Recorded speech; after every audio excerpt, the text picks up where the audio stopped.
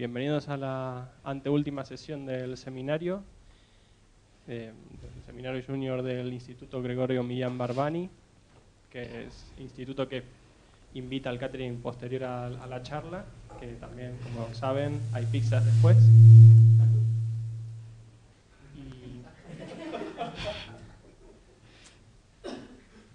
Hoy la charla nos la va a dar Lidia Muñoz Fernández, que está haciendo el doctorado en el Departamento de Materiales. Y nos va a dar la charla titulada como El tamaño sí que importa. Muchas gracias, Lidia. Vale. Muchas gracias, Emanuel. Como ya he comentado, estoy realizando el doctorado aquí en el Departamento de Materiales de la Carlos III. Y bueno, mi doctorado está enmarcado en mejorar las propiedades de materiales funcionales basados en óxidos metálicos. ¿Cómo estamos intentando mejorar esas propiedades? Disminuyendo el tamaño. ¿Por qué? Porque hay muchos estudios que demuestran que se pueden alcanzar grandes avances en las propiedades y grandes mejoras reduciendo el tamaño de los materiales. Entonces, la idea del seminario no sería hablar demasiado de fórmulas y física muy en detalle, sino daros una visión un poco general de qué es la nanotecnología, los nanomateriales y algunas curiosidades y sobre todo aplicaciones de estos materiales. Entonces, lo primero, comentar un poco lo que sería la nanotecnología como concepto y, bueno, viene siendo la tecnología o la ciencia que trabaja con la materia a su escala más fundamental, que desde el punto de vista de materiales serían los átomos y las moléculas. Entonces, podemos hablar de nanomaterial, aquel material que tenga al menos una de sus dimensiones dentro de la escala nanométrica, que se considera de 1 a 100 nanómetros. Aquí os enseño al que se conoce como al padre de la nanotecnología, que es Richard Feynman, que ya en el año 65 empezó a hablar, fue el primero que habló de construir materiales a partir de átomos y moléculas, llegando incluso a hablar de la posibilidad de preparar ordenadores a nivel de átomos, lo que reduciría mucho los gastos de recursos. Comentaros que la nanotecnología es una ciencia transversal. ¿Y eso qué significa? Pues que va a englobar muchas ciencias en su conjunto. Eso lo vamos a ver también en las posibles aplicaciones, que van a estar multidisciplinares. Comentaros que la nanotecnología no es algo nuevo, aunque lo estamos viendo como algo súper novedoso y algo que está ahora en pleno auge, sí que se han encontrado casos en la naturaleza o casos en la sociedad en los que se observa que realmente no es algo que acabemos de inventar ni que acabemos de descubrir. Por ejemplo, os muestro aquí una copa que se llama Copa de Licurgo, que está en un museo británico y es una copa de los romanos del siglo IV después de Cristo, en el que se ha visto y se ha estudiado que tiene nanopartículas de oro y de plata en su interior, y eso que genera que según le dé la luz o según la posición del observador y por tanto la luz incide y refleja de una manera u otra, el color es diferente. Y además también en estudios en el laboratorio han descubierto que según el líquido que se introduzca dentro también cambia el color. Otro ejemplo es un rosetón que hay en la Catedral de Notre Dame de París, que también muestra ese efecto de distintos colores según desde donde se mire. También se conocen unas espadas que se llaman espadas de Damasco, que son las que se conoce el acero más duro y más resistente que se conoce. En estudios se ha demostrado que eso es debido a que tienen nanotubos en su interior, que es lo que le dan esa dureza tan llamativa. Comentaros un poquito una clasificación de los nanomateriales basadas en sus dimensiones. Tenemos 3 dimensiones. Entonces, hablamos de materiales 0D, aquellos que todas sus dimensiones están dentro de la nanoscala, es decir, no tienen ninguna superior, que suelen ser morfologías esféricas. Los materiales 1D, que tienen una de sus dimensiones fuera de la nanoescala, y los 2D tendrían 2. Por tanto, de manera estricta, teóricamente solo podríamos hablar de nanopartículas, aquellas que todas sus dimensiones están dentro de la nanoescala, pero vamos a ver que en la práctica eso no se respeta completamente. Estamos hablando del tamaño, de que el tamaño sí que importa y que modifica las propiedades. ¿Por qué? Pues principalmente porque cuando nosotros vamos disminuyendo el tamaño de los materiales con los que estamos trabajando, la relación superficie-volumen aumenta mucho. Es decir, en un mismo volumen tenemos mucha más superficie.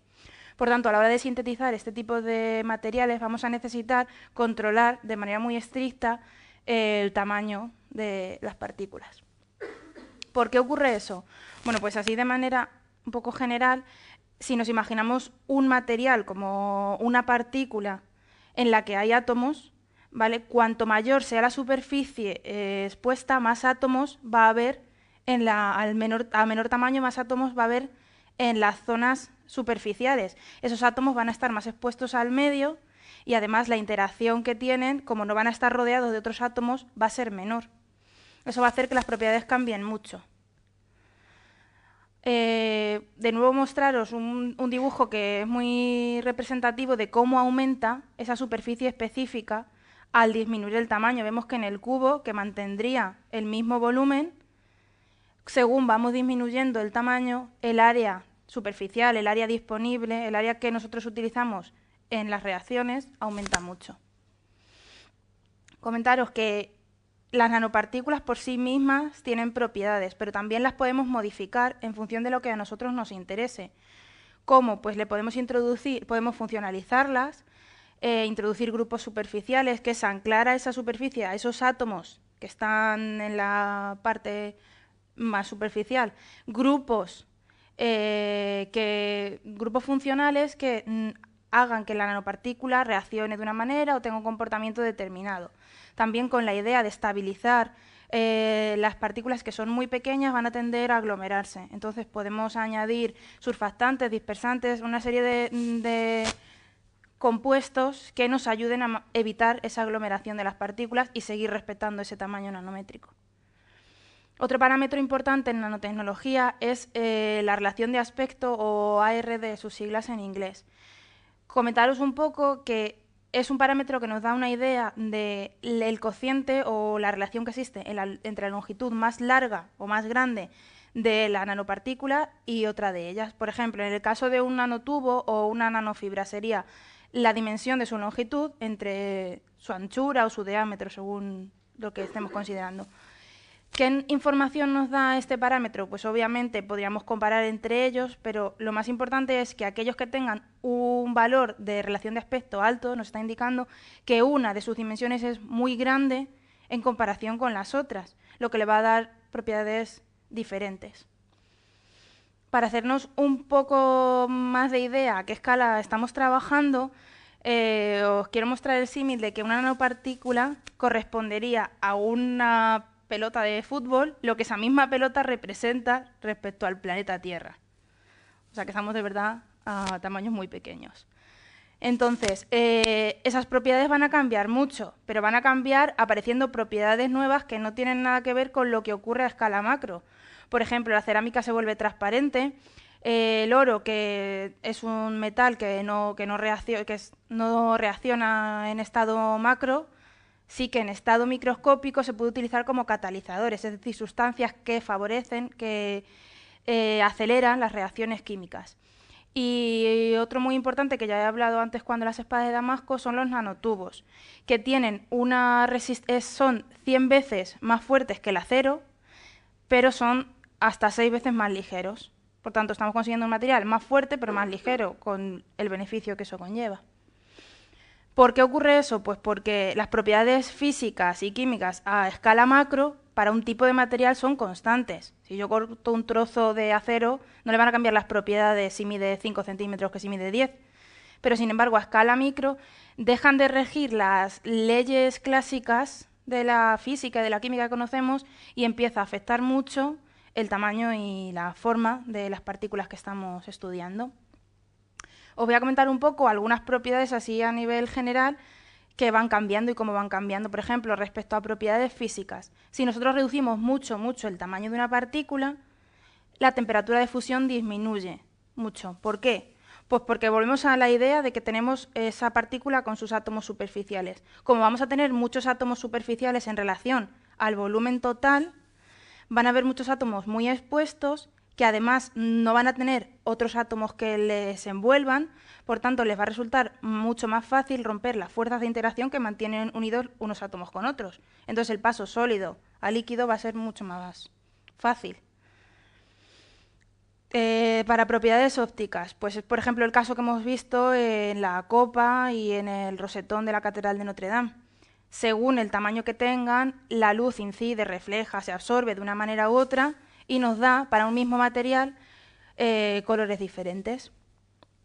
En propiedades químicas, pues teniendo en cuenta que según disminuyamos el tamaño de partícula vamos a tener más átomos expuestos, la reactividad va a aumentar. Va a aumentar hasta el punto de que se va a ver mejorada.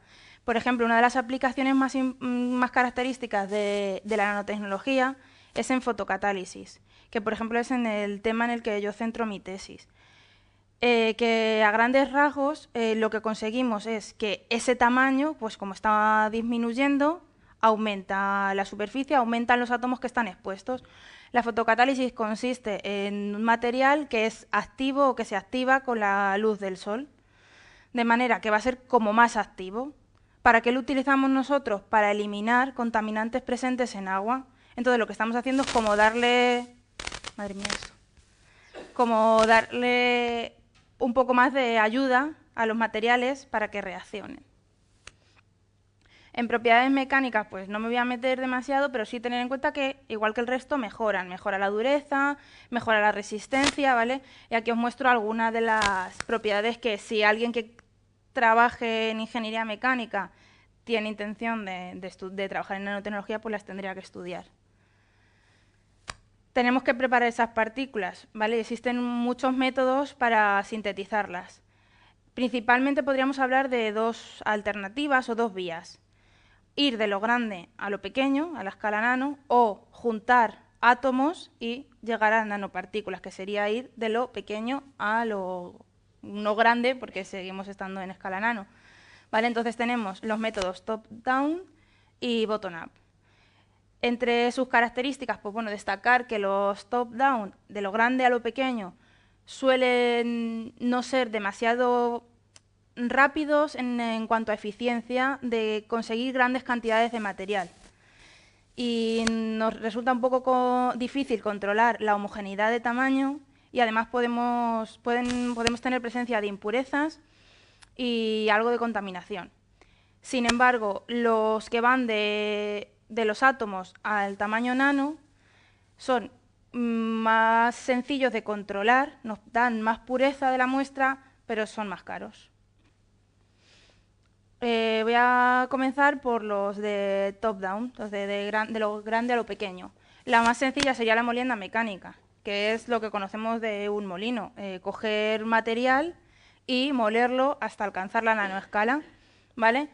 ¿Qué características tiene este método? Bueno, pues que es muy fácil, es sencillo y fácil de escalar para producir grandes cantidades.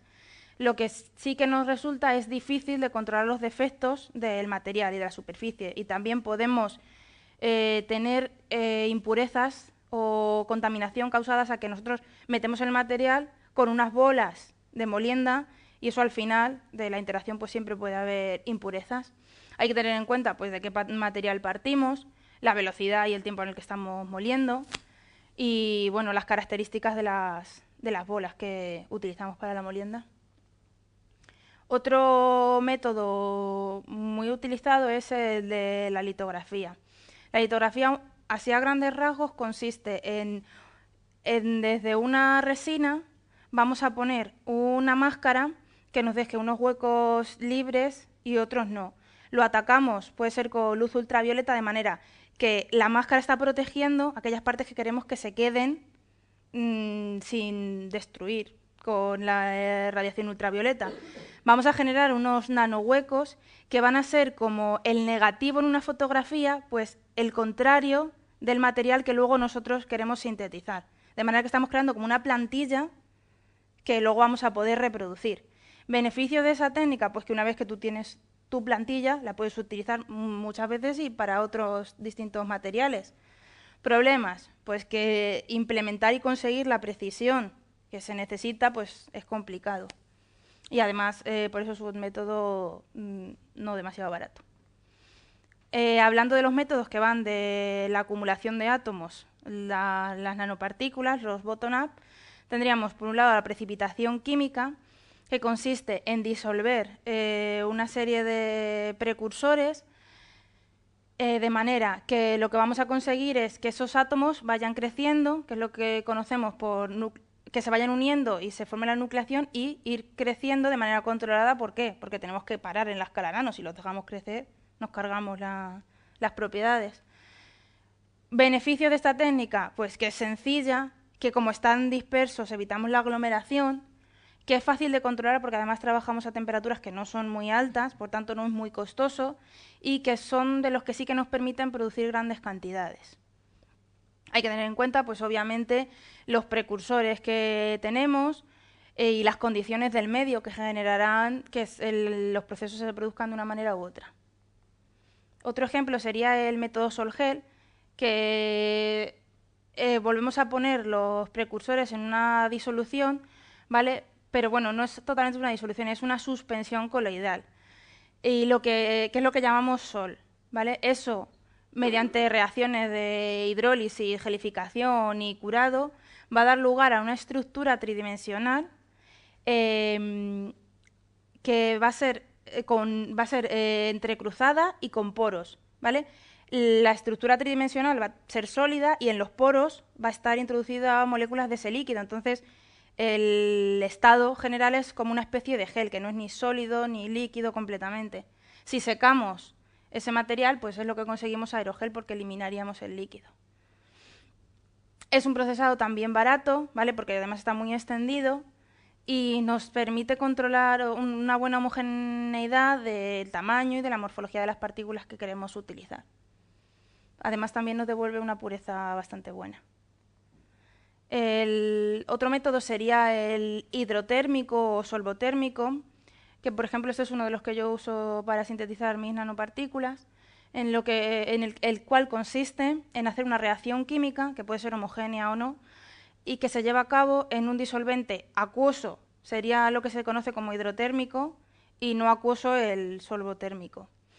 Esa disolución con los precursores la llevamos a un horno que llamamos autoclave, porque cerramos y llevamos a temperatura, y que vamos a generar, que como eso está cerrado, la temperatura va a generar una alta presión, y eso vamos a conseguir que precipiten las partículas y por eso obtenerlas. Aunque parece un método un poco extraño a lo mejor, es un método muy común, que es lo que ocurre, por ejemplo, en la olla rápida o la olla express que tenemos en casa, que por eso cocina mucho más rápido que el resto, porque al aplicarle temperatura se genera mucha presión y hace que la velocidad de la reacción sea mayor. Otro ejemplo sería el de spray pirólisis, que sería preparar una disolución también de los precursores, que normalmente sí que suele ser acuosa, se lleva a un atomizador ultrasónico y que por unos piezoeléctricos se genera como un aerosol, que es arrastrado, se introduce un gas de arrastre, que puede ser nitrógeno, porque al ser inerte, para que no interfiera con el material, se arrastra y se hace que pase por un horno, como tenemos aquí. El método anterior trabajábamos a temperaturas bajas. ¿Cuánto consideramos baja? Pues 120, 130, incluso 180 llega a sintetizar. Aquí estamos hablando ya de temperaturas intermedias, unos 800 grados. ¿Qué hacemos? Pues por descomposición térmica obtenemos las partículas.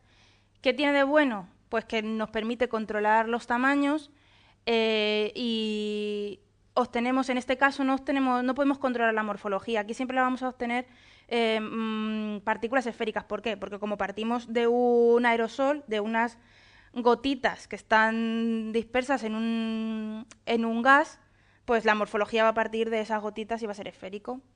Problemas, pues que la homogeneidad es difícil de controlar y que además también tenemos muchos problemas de aglomeración. Y luego el último método que os voy a comentar, aunque obviamente hay muchos más específicos para cada material o para las propiedades que queremos obtener, como se trabaja mucho con nanomateriales basados en carbono, como pueden ser los nanotubos, el grafeno u otros, El método de deposición química de vapor es muy común para estos tipos de materiales. Lo que se hace es, en un horno que también se lleva a temperaturas de en torno a 900 o 1000 grados, se introduce un metal catalítico y se hace pasar un gas de hidrocarburo. Por descomposición térmica también se depositan átomos de carbono sobre ese catalizador. Ya tendríamos nuestras partículas. Es un método que nos puede dar muy buena calidad estructural, pero es un método costoso. Una vez que tenemos nuestros materiales preparados, tenemos que caracterizarlos para ver si realmente son lo que queremos que sean y con las propiedades que necesitamos. Entonces, una de las técnicas más básicas es la difracción de rayos X, en la que podemos detectar fases, es decir, si por ejemplo queremos un óxido de hierro, que sea el óxido de hierro que queremos, con el estado de oxidación que a nosotros nos interesa. Y además también podemos medir tamaños de los cristales, ver si tienen naturaleza cristalina o no. Una vez que vemos que tenemos lo que queremos, vamos a ver si está en el tamaño que estamos buscando. ¿Cómo? Pues podemos utilizar microscopía. Estaría, por un lado, la microscopía de barrido, que es lo que conocemos como SEM, que es muy buena, nos da información superficial, ¿vale?, de tamaños y morfologías, pero no a altas resoluciones. Si queremos una alta resolución, necesitamos la de transmisión, que conocemos por TEM. ¿Qué resolución? Pues podemos llegar a ver hasta escala de planos atómicos, es decir, de escala de Armstrong. ¿Qué nos permite eso? Pues además de ver tamaños, si nosotros medimos, por ejemplo, las distancias que existen entre los planos, esas distancias están reportadas en bibliografía. Por tanto, a través de esas distancias podemos detectar que es un plano correspondiente al material que nosotros queremos. Y como última técnica que yo os voy a comentar sería la dispersión dinámica de la luz, que en esta técnica lo que hacemos es medir tamaños, pero en una dispersión.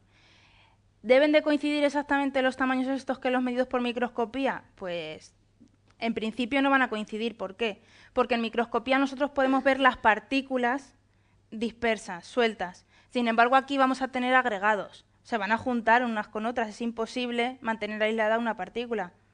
Entonces, esto también nos da una información interesante, porque luego cuando nosotros trabajemos con las partículas no las vamos a tener aisladas durante todo el tiempo. Luego comentaros que ya, como os he dicho, que la nanotecnología no es algo que nos acabemos de inventar, que ya hay muchos casos. Sí que, por ejemplo, los de la copa de Licurgo puede ser que fuese algo ocasional o incluso sin que lo controlasen demasiado. Se están viendo que hay muchos fenómenos en la naturaleza que son realmente interesantes, con unas aplicaciones muy buenas, entonces mediante nanotecnología se está intentando copiar. Por ejemplo, se están intentando sintetizar nanopartículas de oro con el conformado que tiene el ADN, porque puede tener muy buenas propiedades. O incluso también en otro proceso se usan esas nanopartículas de oro para separar las dos hélices que están unidas en el ADN. ¿Todo esto con qué? Pues con la búsqueda de aplicaciones en tratamientos genéticos. Otro ejemplo es el que conocemos como el efecto de la flor de loto. Sabemos que la flor de loto tiene la propiedad de que el agua, aunque le caiga, no moja. ¿Eso por qué es? Porque es súper hidrofóbica, es decir, que repele el agua. Entonces están buscando copiar esa propiedad. ¿Con qué objetivo? Pues con tener aplicaciones en muchos ámbitos de la sociedad, con el incentivo de reducir costes tanto de mantenimiento como de limpieza. Pueden usarse en coches, en parabrisas para que no se moje cuando llueva, en ropa para que aunque nos caiga una mancha la repela, o en muebles o otros materiales que requieran una protección. Otro ejemplo sería el del ojo de la mosca, que se ha visto que por la estructura que tiene se comporta como antirreflejante y antibao. Eso tiene aplicaciones, pues de nuevo, en coches, en aviones, en edificios. O, por ejemplo, esa envoltura también nos puede ayudar a proteger tuberías o instalaciones eléctricas que, por ejemplo, en países en los que hay temperaturas muy bajas en invierno, se congelan y eso genera muchos problemas. Entonces, podría intentar evitarse aplicando estos métodos. Otro ejemplo sería el lagarto gecko, que es un lagarto que es capaz de ascender por superficies completamente verticales, cuando eso no tiene mucha lógica por gravedad. ¿Por qué es eso? Es porque sus patas tienen como un montón de pelos, millones de pelos, y esos pelos a su vez tienen muchas fibras que nosotros vamos a llamar espátulas. ¿Qué hacemos? Que al tener muchas espátulas muy, muy pequeñas, la superficie de contacto de esas espatulillas del lagarto con la superficie por la que está caminando va a ser muy alta. Por tanto, se van a establecer fuerzas de adhesión de Van der Waals, que son fuerzas débiles, pero lo suficientemente útiles como para que pueda soportar que camine. ¿Y eso qué aplicaciones tiene? Pues en adhesivos, en la industria de adhesivos o en situaciones que necesitemos que haya adhesión. Pero es más, se está estudiando que el gecko puede activar o desactivar esa adhesión a su antojo un poco. Entonces eso también nos puede ayudar a crear superficies autolimpiables. Si nosotros aplicamos esa tecnología de manera que, por ejemplo, el polvo o algo no se nos quede adherido, pues también tiene aplicaciones. Pero eso ocurre, por ejemplo, si vemos los distintos insectos o unos cuantos insectos que habría, vemos que según va aumentando el tamaño del insecto, obviamente tiene que soportar, su cuerpo tiene que soportar más masa y por tanto esas patitas tienen que soportar más. ¿Cómo se hace? Aumentando más la superficie de contacto. Por eso vemos que las espátulas que corresponderían, por ejemplo, a una cucaracha o a una mosca, son mucho mayores y mucho menos numerosas que las que corresponden al lagarto gecko, que es más grande. Por eso, porque están aumentando la superficie de contacto, puede soportar más masa. Otro ejemplo, que ya sería el último de la naturaleza que os quiero poner, sería el de las alas de las mariposas. Normalmente os pongo aquí una mariposa que se llama morfo azul, que bueno, tiene un color muy característico, tiene un azul muy intenso y unos verdes.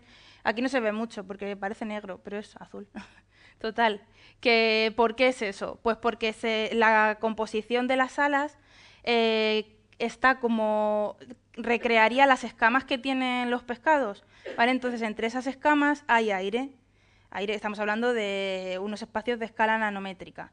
Ese aire y esa conformación de las escamas genera que la luz incida de una manera concreta y única.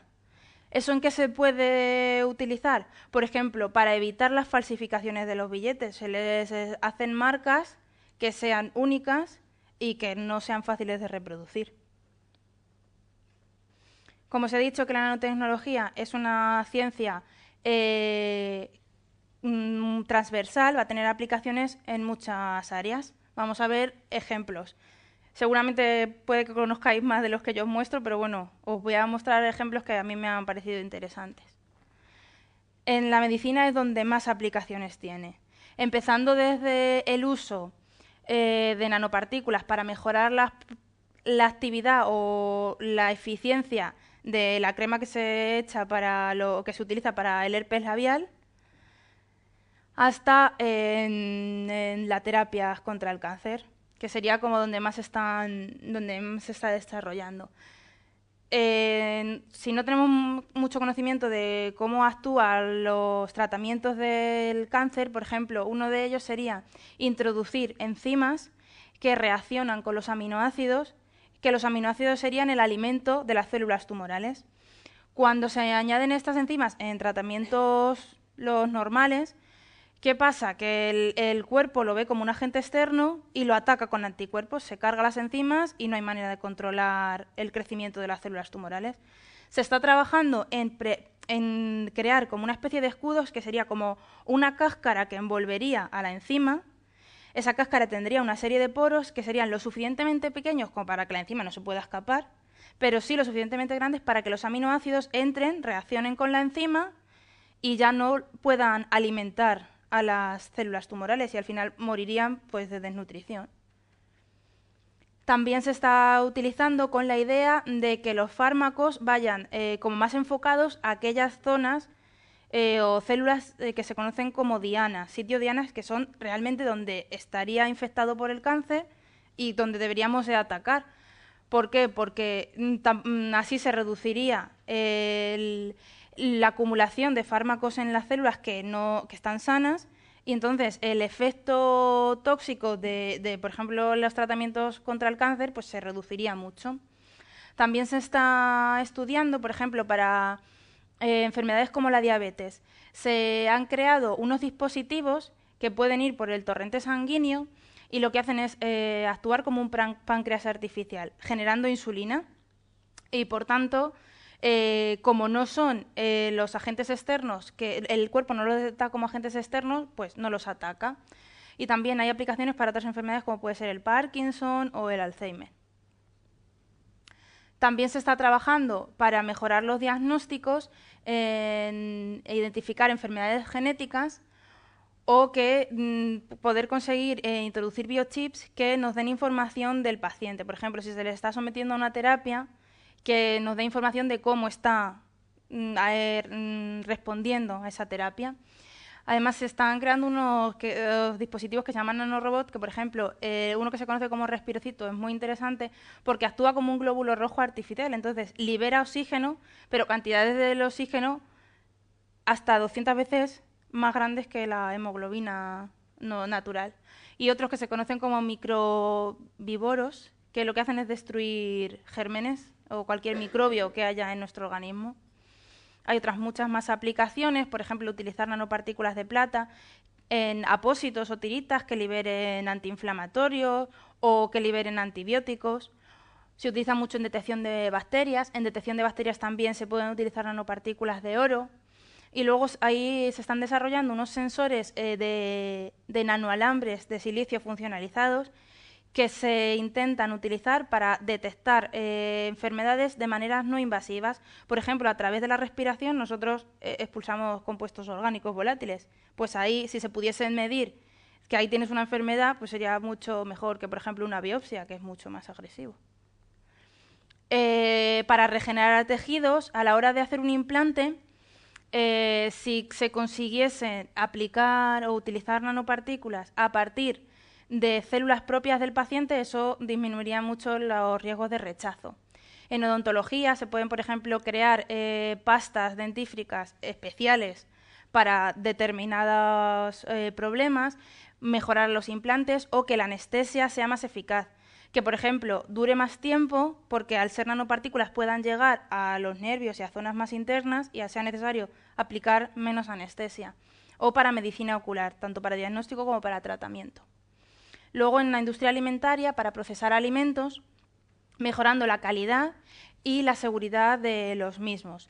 Por ejemplo, se pueden crear bebidas o alimentos inteligentes introduciendo nanopartículas.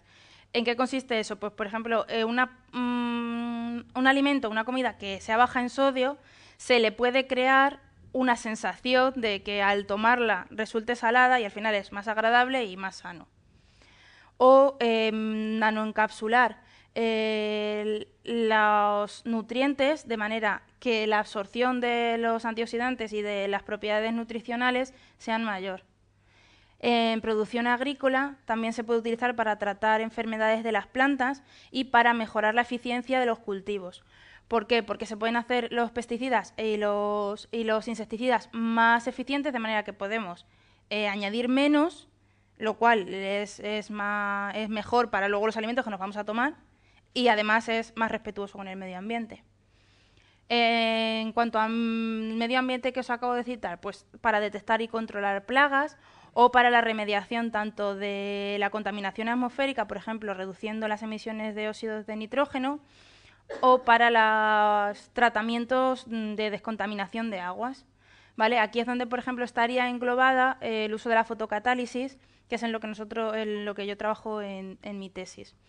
Y se están creando también unas membranas de desalinización que lo que hacen es en los poros se introducen nanotubos y eso hace que se mejore el proceso de eliminar la sal del agua. O se están introduciendo otros nanocatalizadores o partículas magnéticas que además de ayudar a eliminar los componentes que están en el agua, los contaminantes, pueden detectarlos para saber cuáles hay que eliminar y cuáles no. En construcción, para generar materiales con más aplicaciones y con mayores prestaciones. Por ejemplo, esto es una imagen de una iglesia de Roma que se dice que es hormigón autolimpiable. ¿Por qué? Porque en su superficie tiene nanopartículas de óxido de titanio, que es activo, fotoactivo con el sol, y entonces con la luz del sol, que es una energía que la tenemos disponible, pues actúa de manera que se convierte en una superficie autolimpiable. En la industria de las telecomunicaciones, ¿vale? Desde transistores muy pequeños hasta todo lo que es la interacción humana con dispositivos electrónicos. O, por ejemplo, nanohilos de óxido de zinc que se están utilizando para convertir el movimiento mecánico en señales de control eléctrico, es decir, para emular la sensibilidad táctil. En telecomunicaciones se está utilizando mucho también el grafeno. Bueno, el grafeno tiene muchísimas aplicaciones. Comentaros esta porque me ha parecido curiosa que, por ejemplo, se está creando un sistema que tiene la capacidad de generar señales FM y se puede aplicar también en los móviles con la idea de que tengan esas propiedades de que al girar cambie el control de la pantalla y la rotación.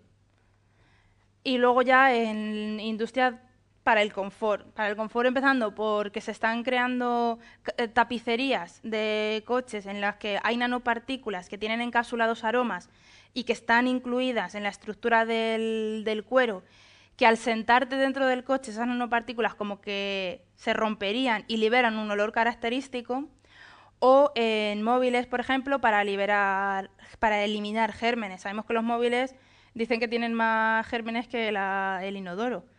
Entonces, está muy bien. Por ejemplo, la empresa LG está introduciendo nanopartículas de plata que lo que hace es eliminar o proteger de los gérmenes porque tiene propiedades antibactericidas, o el carbono, que tiene la capacidad de absorber el polvo o de eliminar malos olores. También quería enseñaros que el año pasado el premio Nobel de Química se lo dieron a unos investigadores que trabajaban en nanotecnología, que lo que hicieron fue diseñar unas máquinas moleculares. ¿Qué significa eso? Que son máquinas con movimientos que se pueden controlar y que pueden ejecutar tareas sencillas al aplicarles energía. O sea, que crearon los motores más pequeños que existen. Deciros que, como estamos viendo, la nanotecnología tiene muchas ventajas. Aplicaciones en salud, en medio ambiente, reduce el consumo de energía, de materias primas, nos dan materiales mucho más funcionales, con muchas más aplicaciones. Todo eso reduciendo costes y con la posibilidad de producir muchas cantidades. Es muy interesante para todas las sociedades, pero, por ejemplo, podría ser muy útil en aquellos países en desarrollo que, como no tienen muchos recursos, les podría ayudar a crecer. Pero el problema es que también tiene sus riesgos, empezando por malos usos, es decir, por ejemplo, en industria armamentística, porque si tú mejoras materiales, puedes mejorar materiales que sean armas, desde hacer materiales muy pequeños, muy óptimos, muy fuertes, muy potentes, a crear armas biológicas o sensores capaces de detectar los sistemas de defensa del enemigo y además de anularlo o neutralizarlo en la distancia. Y además, si estamos hablando que la nanotecnología tiende a implantarse cada vez más, van a ser posible construir armas con materiales que van a estar al alcance pues, de la sociedad de manera general. Entonces, los expertos están diciendo que es necesario crear una legislación y una serie de normas que controlen todo esto y que sean preventivas. Además, también va a tener un impacto socioeconómico. Decimos que las nanopartículas pueden sustituir otros materiales y mejorar las prestaciones. Pero ¿qué va a pasar con esos materiales? Que si los sustituyen, aquellas personas o empresas que dependan y que trabajen con esas materias primas, pues se van a ir a la quiebra. Y eso pues también tiene un impacto importante. Y luego, en cuanto a salud o la toxicología de las nanopartículas, que bueno, como disminuye tanto el tamaño, como hemos dicho, aumenta mucho la superficie específica. Van a ser mucho más reactivas, pero reactivas hasta el punto de que pueden introducir daños en el ADN, porque además son sustancias reactivas al oxígeno. ¿Vale? Entonces habría que estudiar, hay unas que son más tóxicas que otras, pero principalmente tenemos que pensar cómo nos exponemos a esas nanopartículas. Pues de manera directa o indirecta. Directamente, pues si lo introducimos en fármacos o en alimentos, pues nos las estamos comiendo. Si las usamos en cosméticos o cremas solares, nos las estamos poniendo en la piel. Y luego si trabajas con ellas, pues te estás exponiendo a que en la propia respiración, pues las inhales y también entren dentro de tu cuerpo.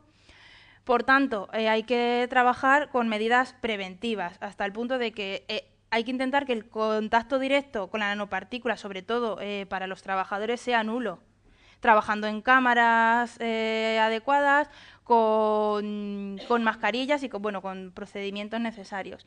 Y luego hay que establecer unas reglas y unos métodos para detectar el efecto tóxico o evaluar esa nanotoxicidad, pero no solo en personas, también en animales y en plantas. También comentaros como curiosidad que se está hablando de intentar construir un ascensor espacial, que aunque suena un poco a ficción, a ciencia ficción, la idea es crear un cable que vaya del suelo al espacio, ¿vale? Y que sea un ascensor en el que se puedan cargar las cosas que se puedan necesitar en las estaciones espaciales, subir y bajar naves, con un coste mucho menor que lo que cuesta ahora lanzar un cohete. Cuando se empezó a hablar de eso en los años 60, pues estaba muy bien como concepto, pero no había materiales que pudiesen soportar eso. Pero porque hacía falta una resistencia a la tracción muy grande. Sí que ahora empiezan a aparecer materiales que son viables, como los nanotubos de carbono, porque sí que pueden soportar esa tensión necesaria. Y de hecho, un antiguo ingeniero de la NASA presentó un proyecto que lo están evaluando ahora mismo en la NASA y dicen que existe la tecnología necesaria, que se podía implantar en torno a unos 20 años, que además costaría 10 veces menos que lo que costó en su momento la Estación Espacial Internacional. Y la idea que tienen a la hora de construirlo es copiar el procedimiento que se hacía al fabricar los puentes antiguamente. Pero bueno, esto no sabemos muy bien si se va a poder. Y bueno, como conclusión, lo que yo os quería enseñar es la revolución que está surgiendo respecto a la nanotecnología, las múltiples aplicaciones que tiene y que, bueno, como cada avance científico, al final tiene su parte positiva y su otra que no es tan positiva. Y bueno, espero que la ciencia va a seguir avanzando. Así que, bueno, pues muchas gracias por vuestra atención.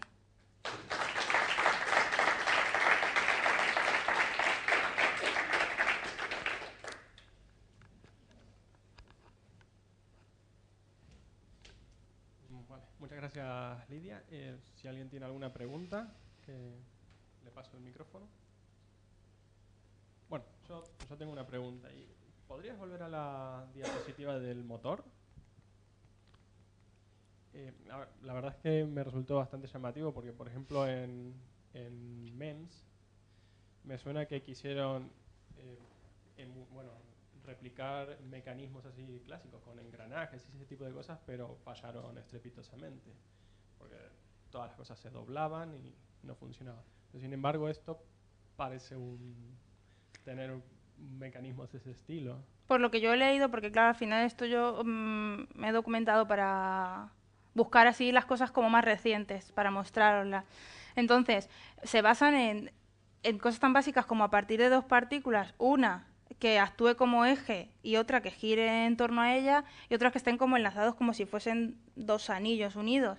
Y de ahí han conseguido estructuras que son muy sencillas porque son a base de unos átomos y unas cuantas moléculas, crear motores. Sí que están hablando de un auto nanométrico, que una parte podrían ser los engranajes, otras las ruedas, y bueno, pero eso de momento está muy reciente porque de hecho fue a final de año cuando les dieron el premio. Entonces supongo, pero llevan trabajando en ello un montón de tiempo. Así que bueno, supongo que seguirán todavía ampliando mucho. Vale, gracias. ¿Alguien más quiere preguntar?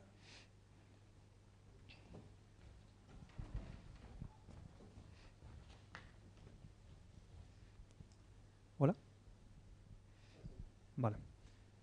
Muchas gracias por la presentación, lo primero. Y quería preguntarte cuáles son los inconvenientes fundamentales de las técnicas bottom-up. De las bottom-up, de lo grande a lo pequeño. De lo pequeño a lo grande. Ah, bueno, de lo pequeño a lo grande. Bueno, pues principalmente los inconvenientes es que son técnicas que por lo general van a ser mucho más caras que ir de lo grande a lo pequeño. ¿Por qué? Porque tú tienes que controlar esos átomos que van creciendo. Por ejemplo, en técnicas de lo grande a lo pequeño, para producir grafeno, se utiliza mucho. El grafeno sabemos que son uniones de carbonos, formando redes hexagonales y bueno, por ejemplo, se puede partir a través de grafito, que se supone muchas capas de grafeno unidas. Se utiliza por medio de a veces con un trozo de adhesivo, de cinta adhesiva, se va pegando, se va eliminando. ¿Qué pasa? Que eso, obtienes un grafeno con unas capas, muy pocas capas, pero claro, eso, escalarlo tardarías mucho. La técnica es sencilla, no es costosa, pero implementarlo es muy difícil. Sin embargo, las otras, pues construirte un reactor como el de spray pirólisis, que es un tubo que ya solo el tubo te vale 1.000 euros, y esa escala de laboratorio, y obtienes, por ejemplo, muy pocas cantidades de material, también tendrías, o sea, son materiales, los equipamientos son más costosos, controlas mucho más las propiedades, pero son más costosos. Entonces, al final, pues a escala laboratorio buscas las propiedades y a escala industria, pues los costes. Muchas gracias. Nada. ¿Alguien más? Bueno, muchas gracias, Lidia, de nuevo. Gracias.